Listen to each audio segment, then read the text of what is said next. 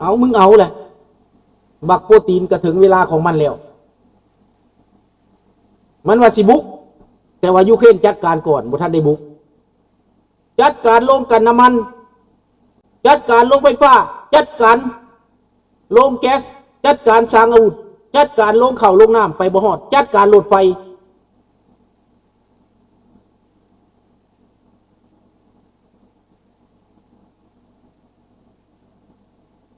นี่แหละพี่น้องมันไปบ่รอดแล้ว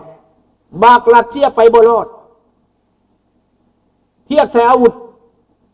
แม่นหยังตู้เพิ่นกับ B52 ตู้กับ B52 แล้ว B2 ของอเมริกาจักที่เทียบกับหยังบ่มีอันหยังเทียบ ประสิทธิภาพต่างกันอาวุธก็ต่างกันเข้ารัสเซียได้ตั้งแต่ลูกศรเพิ่นแหละมีซีนเพิ่นนั่นมีทรายเพิ่นน่ะนะได้แต่เท่านั้นแต่ว่าสำหรับอเมริกาแล้วเขาบ่ทันได้แสดงให้เบิ่งสัก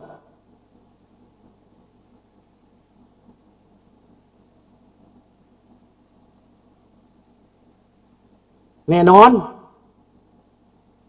กองมาประชุมอยู่C7อยู่กับG7อยู่แคนาดานี้เขาก็ตกลงเป็นเอกสารกันหมด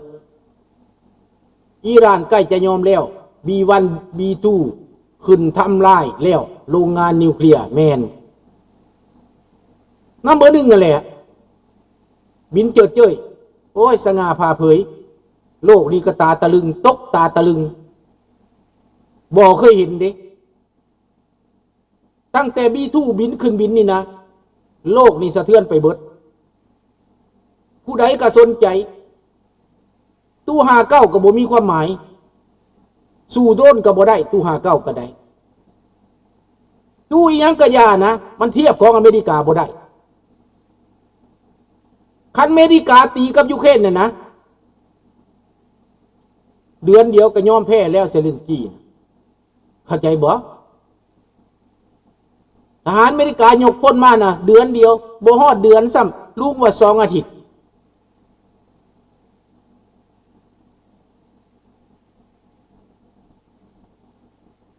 แม่นแล้วเดี๋ยวนี้ผู้ใดก็สนใจเรื่องสงครามยูเครนว่าเป็นแบบอย่างเป็นที่น่าเฮียนหู้เป็นที่น่าสนใจเอามาเป็นบทเรียนนี่เนาะพี่น้องมาฮอดนี่ก็ขบอกขอบใจที่หับฟังหับชมที่คำเบ้าคำว่าเอาให้พวกท่านไปเป็นคติเตือนใจถามบักสอนใส่บักทนลุงว่ามิกาจะสู่ลาวได้บ่ อวดอ้างมีแต่ประเทศเดียวนี่แหละในโลกนี่เขาว่าเขาชนะอเมริกาหั่นน่ะขนาดเวียดนามเขายังบ่กล้าคุยโม้เห็นบ่ล่ะเกาหลีเหนือก็บ่กล้าคุยโม้เกาหลีเหนือถ้ารัสเซียจบไปเกาหลีเหนือก็จบมันก็ค่อยตกไปเองแต่ในนี้มีแต่จีนกับรัสเซียเลี้ยงมันเห็นบ่ล่ะเรื่องจริงเลยเนาะประยูนบอกว่าอเมริกาไม่ได้เคยลบกับเราเลยใช่อันนั้นแม่นจริงอันดรูบอกว่า B2 ก็ยังสำนี้ถ้าเอา B21มันสิสำใดแม่นบ่ล่ะแม่นลุงถ้าอเมริกาสวยลาวนอกมายึดอำนาจอีกได้บ่มันก็ได้อย่างแล้วถ้าว่าเขามาทางนี้นะเขาต้องไปหันแน่นอนงั้นลุงบอกว่ามันเป็นไปได้เดี๋ยวนี้นะประเทศจีนก็ละซ้ำแล้วเดี๋ยวนี้นะเพื่อความมั่นคงในเอเชียนี่ประเทศไทยก็วุ่นวายมีทางเดียวคือกันกับรวมมือกับมหาอำนาจเฮาจังสิได้ชาติเสรีภาพและประชาธิปไตยของพวกเฮาคืนมาเนาะขอบอกขอบใจนำทุกท่านที่รับฟังรับชมโชคดีพ้นคอนทานผู้ฟังผู้ชมทุกท่านอย่าลืมกด Subscribe กดไลค์และแชร์และกดกระดิ่งเพื่อแจ้งเตือน